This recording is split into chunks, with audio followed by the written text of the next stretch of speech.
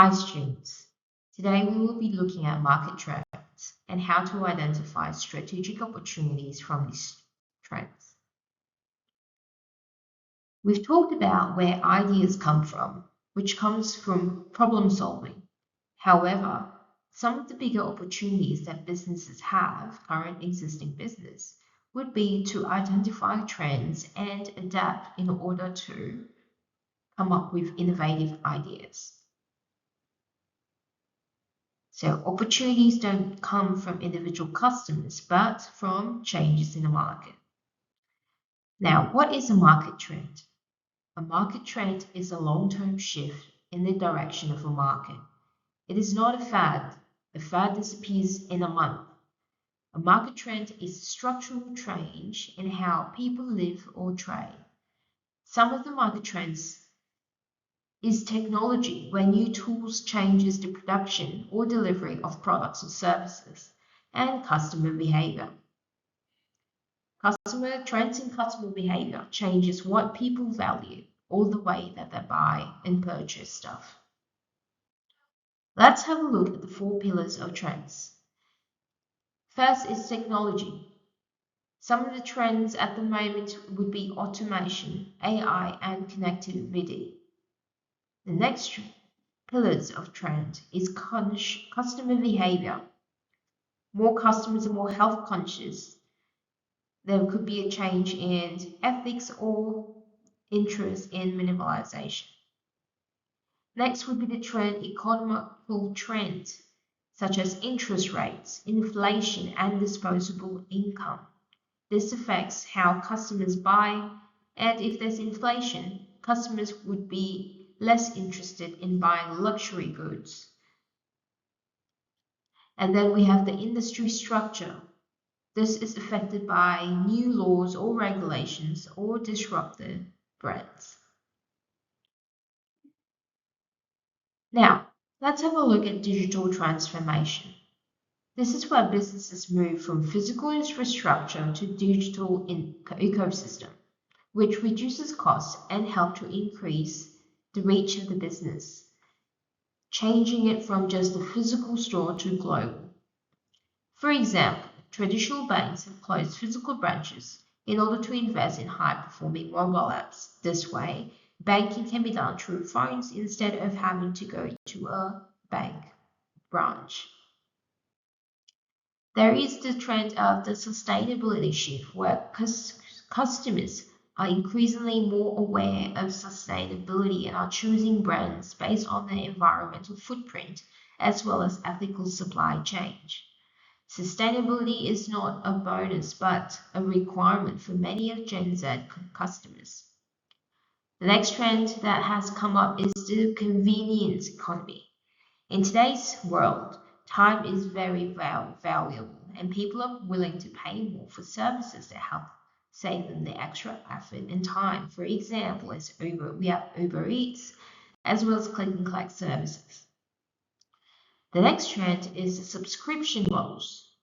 This is where businesses moved from one-off purchases from a software as a service to product subscriptions. This creates monthly recurring revenue. For example, Adobe or even Windows has switched from selling their product on CDs or discs to online monthly subscription. Let's have a look at Afterpay. What was the trend that came up that resulted in Afterpay? So younger customers such as millennials and Gen Z were worried about high interest credit cards and debt. Therefore, there was an opportunity that Afterpay took up, which means that they are offering a buy now, pay later model that feels more like a budgeting tool rather than a loan.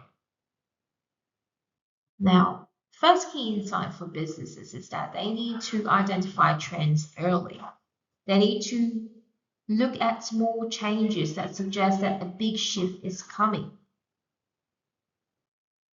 The second thing they have to know is that it needs to change its value proposition to align according to the trends. Remember, value proposition is the value that the business creates for its customer. So it's not enough just to identify a trend, but you need to change its value proposition in order to align with the trend. If the trend is sustainability, a cosmetic company doesn't just change the logo to green, they need to change their ingredients and packaging in order to cater to customers that have that have their preferences changed towards sustainable preferences. Now, let's map trends to responses. So if there was a trend of remote work from COVID, where people started working from home instead of going to city and offices, this was where Zoom and Teams came in.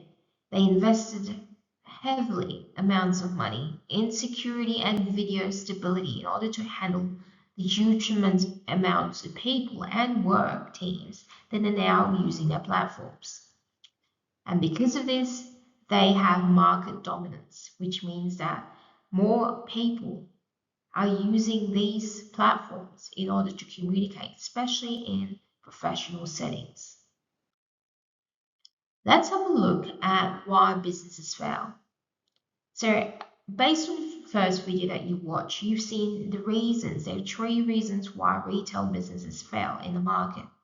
Let's have a look at the camera business. So companies such as Kodak or Nokia, they saw trends coming. Nokia was the first phone that did really well in terms of a phone that could withstand anything. They saw the trend coming, but why didn't they adapt to the trend? Well, first of all, especially in the case of Kodak, Kodak was afraid that if they tweak, this would affect their current revenue and their current customers. With a big company that has been around for hundreds of years or even close to hundreds of years, there's always a cultural resistance to change. Now, if something for a company that's been around for a long time, they would have a set rules and set way of doing things, where if there is the mindset of if it's working, let's not break it. Last but not least, there is also the arrogance of some of these companies in believing that because they are big enough and they've been around for a long time, there is no way that they would fail. Now, ignoring a trend is a choice, and as the market moves, if the business do not adapt and move with the trend, it will eventually lose its competitiveness and its customer base. The faster that technology moves, and it gives businesses a less time to react.